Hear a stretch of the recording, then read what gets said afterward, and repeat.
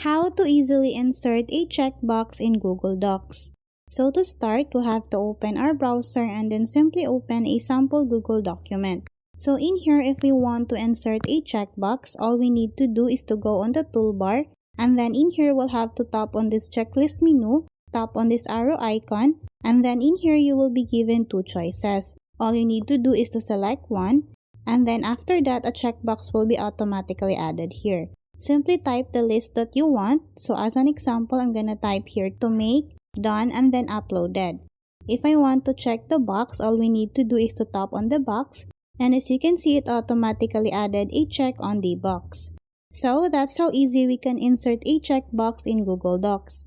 Thanks for watching, and if you find this video helpful, please don't forget to subscribe, hit the like button, and then the notification bell so you won't miss any of our future videos. See you on the next one.